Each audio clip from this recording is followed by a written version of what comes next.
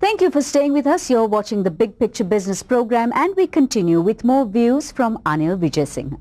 What are your expectations of the government going forward and also for the next fiscal budget for 2012 for business, the export sector and also for imports? Well, I hope that the future also government will continue to drive the country in the right direction.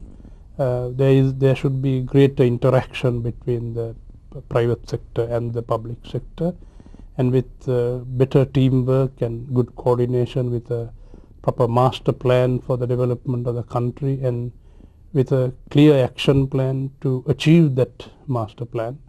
I think we have the necessary knowledge, we have the necessary ingredients to get there. So it's a case of the government driving the country in the right direction.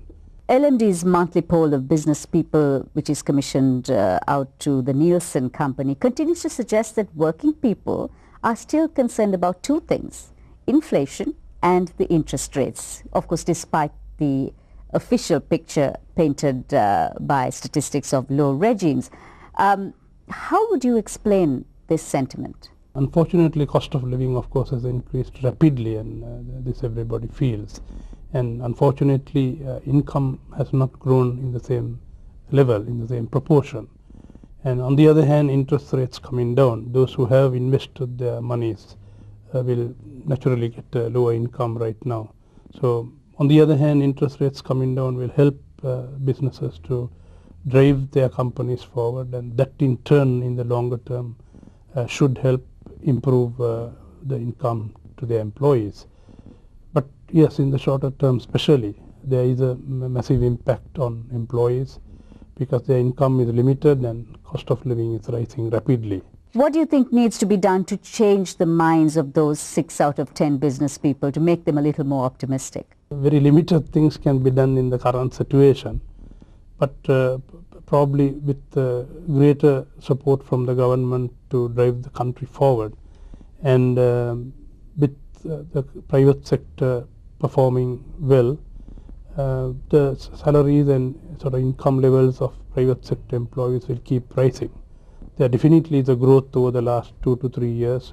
In most private companies, they have considered higher income levels to the staff. So I believe in the next 3 years or so, there would be a better balance. Of course, as consumer goods rise and cost of living rises, then of course the black market flourishes, as does industries like the smuggling industry. Now, are we still battling the smuggling industry, or is it slowly being eliminated? The government bringing down the duty taxes in many areas, for example in the appliances areas, I think was a very good thing, because less smuggling plus less grey imports under valuations and things like that. I'm sure the government is now earning much better revenue, because most of the established large organizations and corporate sector would pay legitimate duty taxes and import this. So I hope the government will consider in future budgets to further reduce these duty taxes on imports of specific items, which will help to reduce further smuggling, under invoicing, grey imports. It is a problem we still face, but definitely less now due to the government policies. Another question on the rising cost of living that we were discussing. What impact will this have on consumer goods as disposable incomes threaten to be squeezed even further? The reality is that we see that the sales of the products that at least I am involved in, and quite a large sector I am involved in, has grown, and has grown a lot. So which means that somehow there are funds available for them to purchase. But of course, again, I'm talking of the lower middle class and middle class. When you get to the lower levels of society, I'm sure things are very, very difficult right now. So are you expecting wages to keep up with inflation in the next year or so?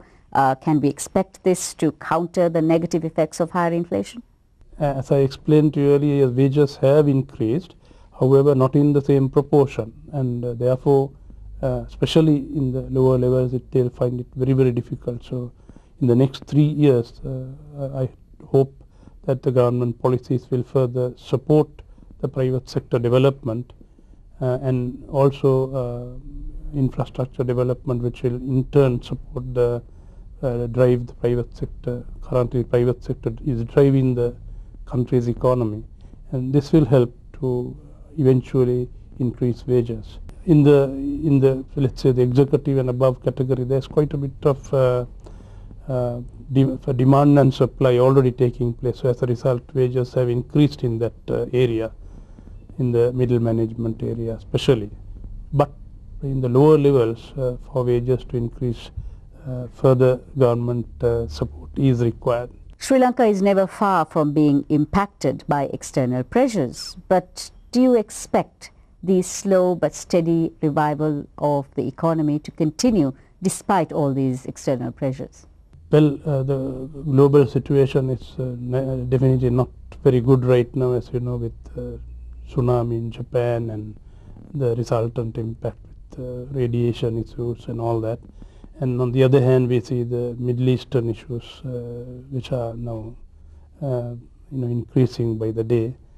And with all these global issues and the financial crisis, which still some of the more developed countries are still coming out of, with all these things happening, yes, if we need to manage our country well, and if that's done in the light of these situations, I think tourism will continue to develop. I think we have a lot of potential for growth as a country.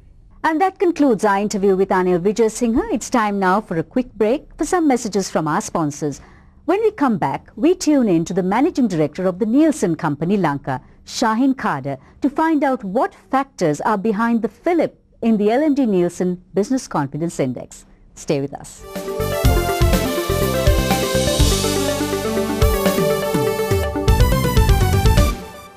As we noted earlier in the show, the LMD Nielsen Business Confidence Index regained lost ground in March. But the question is, how long will the sunnier sentiments last?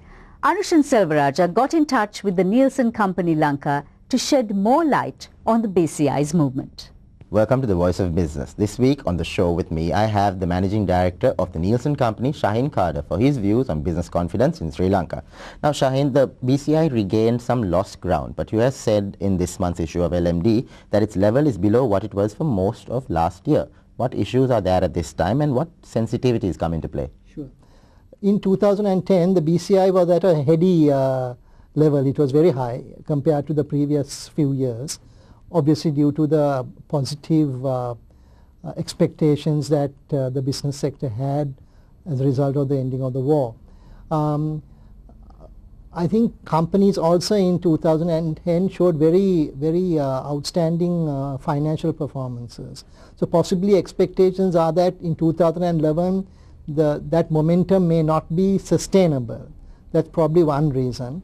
The other reason is concerns on inflation, I believe, because inflation is creeping up, and which would impact all businesses eventually. Where do you expect the index to head in the near and medium terms? I feel the index should move up, primarily because I think the GDP numbers for 2010 have just been released, and we are seeing the highest GDP growth of about 8% for the over 20 years.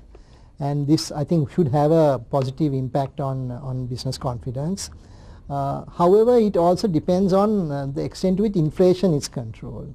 I think inflation growth, the rate of growth seems to be slowing down, so which gives a positive indication. However, if inflation does go up sharper than expected, especially because of oil price increases, then we might need to sort of relook at this sort of opinion, because it might then affect business confidence negatively. Now, at a time when the government and the central bank maintain that our economy is going places, business people, it seems, are extremely concerned. Why is there this expectation gap? As we all know, I think end of 2010 we had severe flooding, so I feel the business sector was concerned that of the impact on their businesses as well as on the economy. But the fourth quarter GDP results have grown at 8.6%. Shows that economy has grown by 8.6%, which indicates that the impact of the floods are not as serious as originally would have been sort of expected.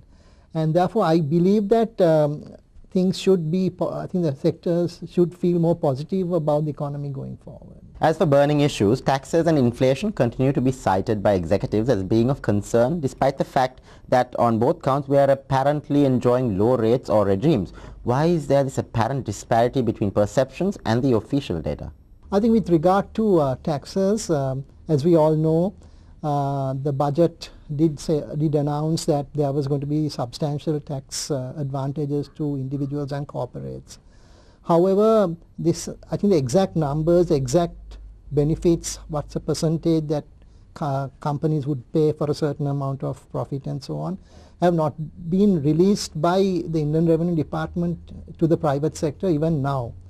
And therefore, there may have been uncertainty in people's minds what the exact sort of benefits they would get. I think if there's more communication, there's better communication, I feel some of these concerns would not really exist so much. That was Shaheen Khadr speaking to Benchmark's Anushan Selvaraja.